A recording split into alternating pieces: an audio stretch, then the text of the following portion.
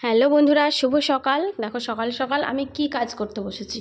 অনেকে হয়তো বলবে অকাজ, কিন্তু না বন্ধুরা, বাজার থেকে চিংড়ি মাছ কিনে এনেছিল। 500 চিংড়ি মাছের 250 থেকে 300 গ্রাম কিন্তু বাদ চলে যায় এই খোলাতে আর তার মাথাটাতে। তো ভাবলাম মাথাটা দিয়ে আজকে একটা রেসিপি বানাই। তো দেখো আমি মাথাটার যে শাঁসটা ছিল সেই শাঁসটাকে কিন্তু বের করে নিয়েছি।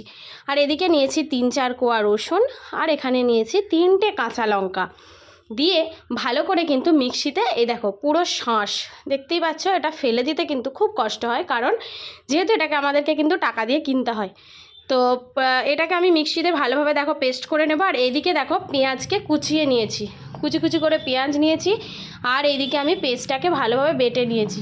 আর এদিকে নিয়েছি বেসন, খাবার সোডা, এখানে নিয়েছি কাঁচা জোয়ান, নুন, একটু গরম মশলার গুঁড়ো দিয়ে ভালোভাবে এটাকে কিন্তু আমি হাতের সাহায্যে ভালোভাবে মাখতে শুরু করব, কারণ এর মধ্যে কোনো রকমভাবে জল অ্যাড করা যাবে না। এটা জল দিলে কিন্তু এই বড়াটা খেতে ভালো লাগবে না। তো দেখো ফেলে দেওয়া জিনিস দিয়ে কিন্তু একটু বুদ্ধি খাটালেই কিন্তু রান্নার রেসিপি তৈরি হয়ে যায়। আর দেখো গরম গরম তেলে দিয়ে দিলাম পকোড়া, চিংড়ি মাছের ঘিলুর পকোড়া। তো এটা খেতে কিন্তু অসম্ভব সুন্দর হয়েছিল, আর বেশি টেস্ট হয়েছিল গরম মশলা আর জোয়ানের কারণে। আর তার সঙ্গে চিংড়ি মাছের তো একটা আলাদাই গন্ধ আছে। তো দেখো পকোড়াটা কিন্তু আমার ভাজা রেডি হয়ে গেছে। তোমরাও বাড়িতে এরকমভাবে কিন্তু বানাতে পারো।